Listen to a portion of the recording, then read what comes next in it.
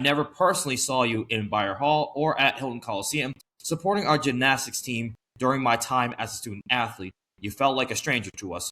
When my teammates and I were in serious need of transparency, support, and leadership, we made the difficult decision to approach you and your staff directly. We were met with silence, dismissal, and ultimately the consequences of decisions that deeply affected us. The generic emails and lack of honesty, both during and after my collegiate career, have spoken volumes. Leadership requires presence, accountability, and a willingness to listen. That is not what we experienced. I am genuinely concerned for the future women's sport that may replace ours. Those athletes deserve protection, transparency, and advocacy. Title IX compliance should be the baseline, not the ceiling. Student athletes deserve leaders who see them more as more than numbers on a balance sheet. Accountability matters. The truth matters. Do better. So that is what her message is. And I mean, there's just and it's just not that, but I mean, a lot of drama is being thrown out, and people are like trying to make their own like conspiracy theories on why this got discontinued. And also for context, that was mentioned in the Jamie Pollard video. This has been this issue with gymnastics has been going on since 2018.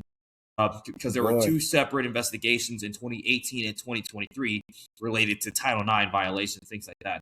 I remember 2018 was related to some of the gymnasts encountering a former coach of a known gymnastics gym here in the state of Iowa, specifically in West Des Moines.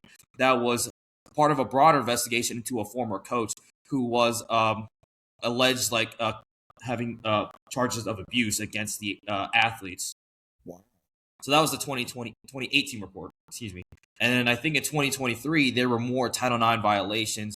It had to do with like facilities and things like that. And also the hiring process of the new coach, Ashley Miles-Grieg. So you had that being thrown. And then what's one thing that has been thrown on the Iowa State Twitter base is the allegations that the team, like all the athletes, have been going out partying, underage drinking, getting in trouble with the law. And me personally, and I'll say this, I find that absolutely BS. Because if that was true, that would have been I would have known about it way before this happens. And also, you can't cut an entire program just from that alone. This had to have been built up from years upon years of negligence, and that's what I personally view it for.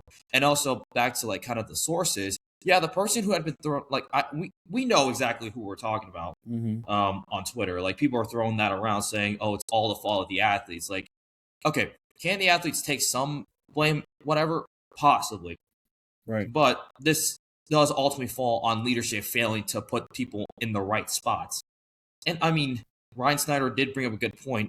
This Ashley Miles-Grieg, this was her first gig as a head coach in women's gymnastics.